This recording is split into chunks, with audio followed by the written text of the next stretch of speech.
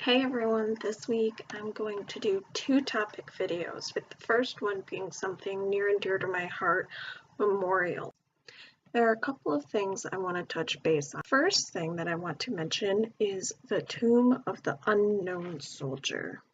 From what I have found, it seems that there are two tombs, but I could be mistaken on that, so if someone knows, please put it in the comments. However, we are going to go with it.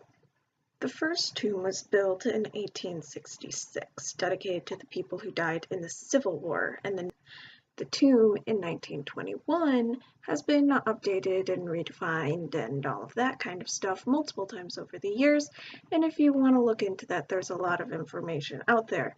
It is guarded by the Old Guard, which are the Centennials, basically watchmen from the 4th Battalion and the 3rd U.S. Infantry Regiment. Next, the origin of Memorial Day. Something that I honestly had no idea about until I decided to go on my fun fact hunting trip today is that Memorial Day was not always Memorial Day. So apparently Memorial Day was originally a day to remember Confederate soldiers who died during the American Civil War and was called Decoration Day. That's right, everyone. It was created in remembrance of Americans who killed other Americans, not Americans who killed foreigners.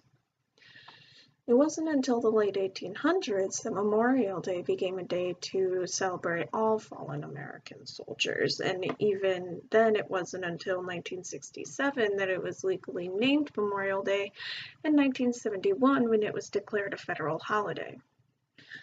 I don't know how we went that long without a riot about how federal employees were not allowed to honor and recognize a day about our fallen soldiers, but let's keep that from the discussion. Lastly, to this day, some of the Confederate states still have a separate day to honor fallen Confederate soldiers, and these states are Alabama, Florida, Georgia, Mississippi, South Carolina, and North Carolina. Got some myths and confusion over a couple of things here, so let's go through them together. First, Veterans Day and Memorial Day are not interchangeable. They are different. Veterans Day honors all veterans, whereas Memorial Day honors fallen veterans. Another myth is that it has always been on the 4th Monday of May and that it is absolute tradition. Wrong. It used to be on May 30th, and that changed in the 1960s. Going along with that fun fact is the myth that it is on the last Monday of May, because by this time all the schools in the country will be done for the summer, so kids can spend time with their families. Nope.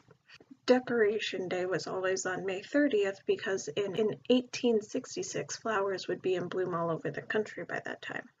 Next to last is remembrance traditions. These are the traditions that we observe today and why we do.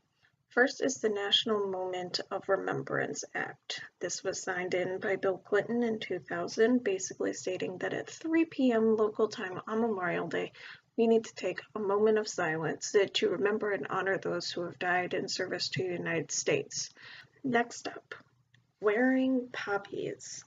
Okay, so basically in 1915, a guy named John McCrae wrote a poem called In Flanders Fields. Inside the poem it says, "In Flanders fields the poppies blow, between the crosses, row on row, that mark our place, and in the sky the larks still bravely singing fly, scarce here amid the guns below."